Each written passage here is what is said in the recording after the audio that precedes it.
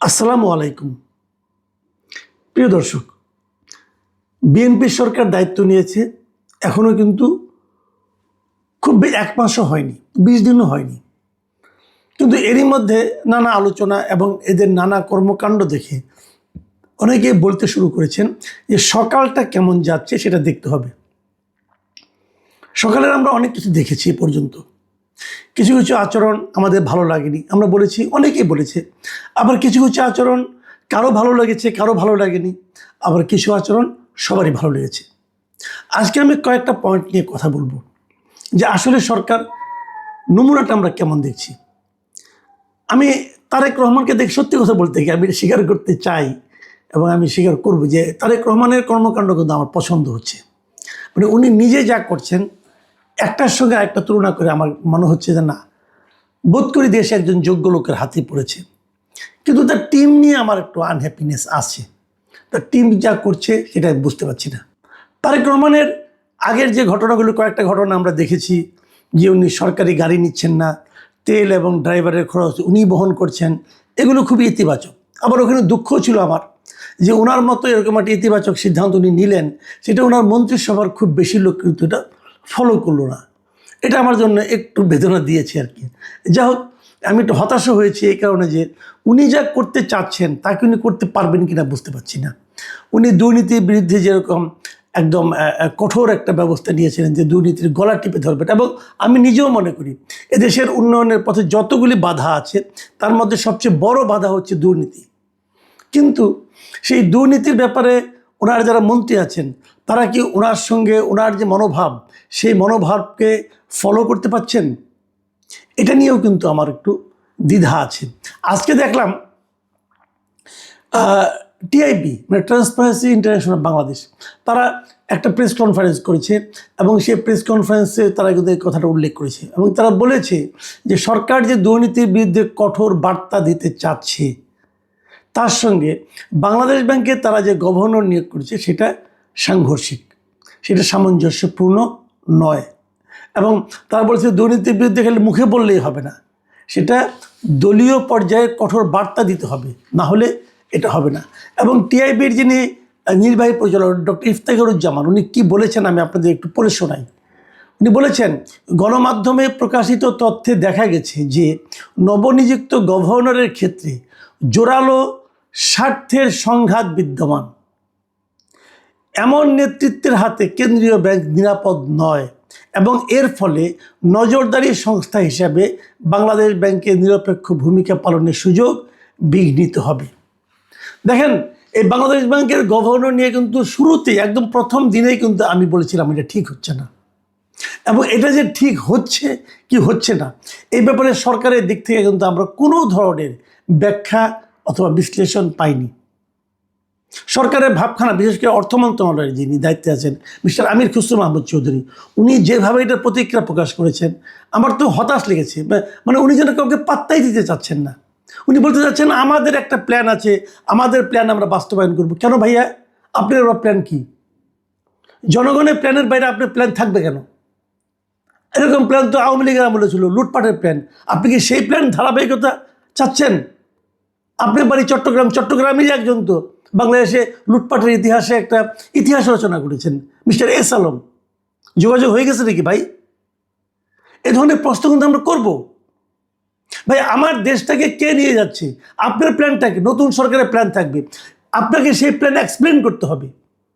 আপনি যেই হন না কেন আপনাকে বলতে হবে কেন আপনি এই একজন গার্মেন্টস ব্যবসায়ীকে বাংলাদেশ ব্যাংকের গভর্নর বানাচ্ছেন। আপনি ব্যাখ্যা করেন, আমরা ব্যাখ্যাটা শুনি। ব্যাখ্যা তো করতে পারতেছেন না, কারণ আপনার কাছে কোনো ব্যাখ্যা নাই। যে উদ্দেশ্যে আপনি করেছেন সেই উদ্দেশ্যটা আপনি ব্যাখ্যা করে কারো কাছে আপনি এটাকে জাস্টিফাই করতে পারছেন না। তো এটা তো হবে না। আপনি যেই হন, অর্থমন্ত্রী হন, যেই হন, আমরা তো আপনাকে প্রশ্নের মুখে।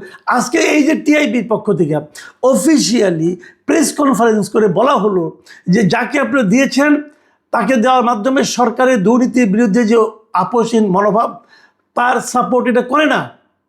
এই যে কথাটা বললো, শুনতে ভালো লাগছে।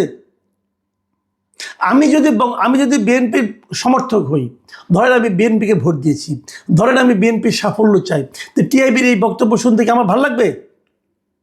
আমার তো ভালো লাগবে না, আপনার লাগতে পারে, কারণ আপনার অন্য কোনো ল্যাপটপ থাকতে পারে, কিন্তু আমার তো ভাই একজন নাগরিক হিসেবে ভালো লাগে নাই। আমরা তো 15 দিনের মাথায় এসে নিয়ে এই ধরনের বিতর্কিত কর্মকাণ্ড হোক, এটা তো ভাই আমরা চাইবো না। আমি বিএনপির যারা নাকি শীর্ষ নেতৃবৃন্দ আছেন তাদের কাছে বলবো, ভাই এমন কিছু প্লিজ করবেন না যে জিনিসটা আপনারা ব্যাখ্যা করতে পারবেন না। আর যদি এটা নিয়ে প্রশ্ন ওঠে, আপনাদের দায়িত্ব হবে সেটা আপনারা কেন করছেন সেই জিনিসটা জনগণের সামনে এক্সপ্লেইন করা।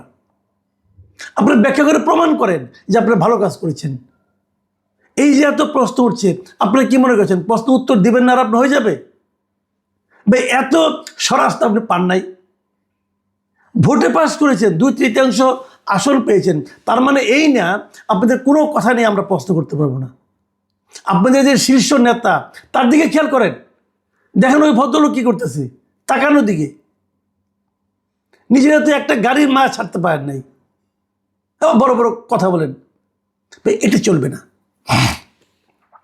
দেখেন, আমি এই টিআইবির যিনি নির্বাহী পরিচালক আছেন ডক্টর ইফতেখারুজ্জামান, তার আরেকটা বক্তব্য আমি আপনাদেরকে আরেকটা কোট আপ করছি আপনাকে।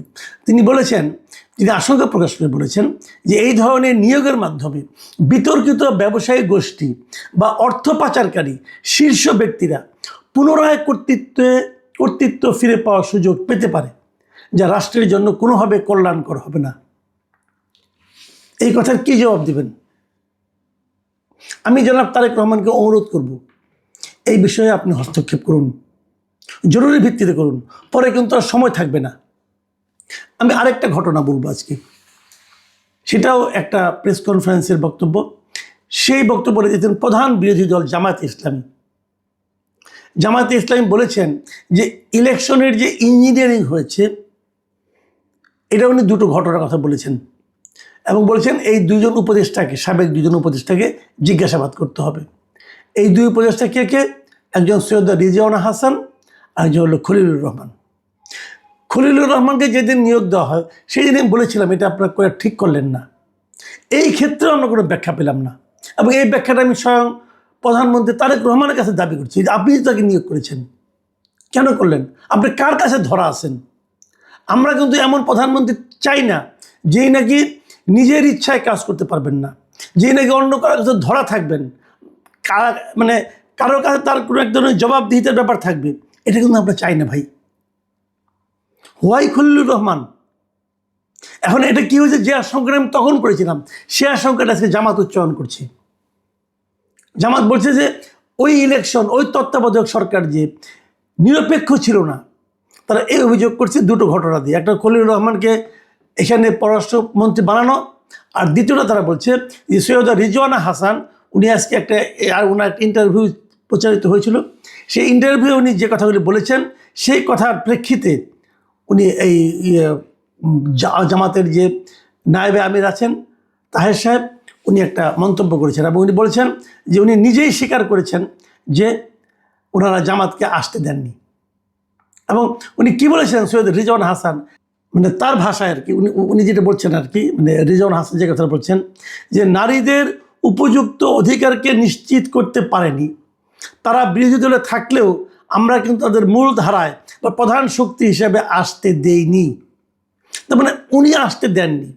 উনি বলতে চাচ্ছেন যে জামাতের কাছে নারীদের অধিকার নিয়ে প্রশ্ন আছে, এবং প্রশ্ন আছে বলেই ওনারা জামাতকে, যদিও জামাত বিরোধী দলে আছে কিন্তু জামাতকে ওনারা মূল ধারায়, মানে মূল শক্তি হিসেবে, প্রধান শক্তি হিসেবে আসতে দেননি। ভাই আপনারা দেওয়া না দেওয়ার কে? তার মানে আসতে দেওয়া না দেওয়ার ব্যাপারে ওনার একটা ভূমিকা ছিল ওনাদের মানে এই অন্তর্বর্তীকালীন সরকারের। এই ধরনের কথা যদি বলে তো ওনাদেরকে জিজ্ঞাসাবাদ করা উচিত। আসলে কি তাহলে ইঞ্জিনিয়ারিং হয়েছে? আসলে কি তাহলে মানে জামাতকে আসতে না দেওয়ার জন্য নানা ধরনের কর্মকাণ্ড হয়েছে, ফন্দি ফিকির হয়েছে? ভাই এটা তো কোনো কথা হলো না। আবার তাদের একজনকে আইনে আপনি যখন উপদেষ্টা বানালেন তখন তো অনেকে সন্দেহ করতেই পারে, তাহলে আপনারা জানতেন এই ষড়যন্ত্রের ব্যাপারটা, এই ইঞ্জিনিয়ারিংয়ের ব্যাপারটা আপনিও জানতেন, এবং তারই পুরস্কার স্বরূপ ওনাকে নিয়ে আসছেন। জামাত তখন এটাও বলছে যে লন্ডনে আপনাদের সঙ্গে এই আন্ডারস্ট্যান্ডিং হয়েছিল। আমার কথা হলো এমন কাজ কেন করবেন যে কাজ করলে প্রশ্ন উঠবে। দেখেন আপনার প্রধান বিরোধী দল যেটা আছে, যারা আছে, তারা যখন এই প্রশ্নগুলি উঠায় তখন কিন্তু এই প্রশ্নগুলিকে আপনি উড়িয়ে যেতে পারবেন না, আপনাকে এটা এক্সপ্লেন করতে হবে। কেবল তাই নয়, নির্বাচনটা যে সঠিক হয়েছে, অবাধ হয়েছে, সুষ্ঠু হয়েছে, সেটা আপনাকে প্রমাণ করার জন্য জামাতের যে দাবি, এই দাবিকে আপনাকে গুরুত্ব দিতে হবে।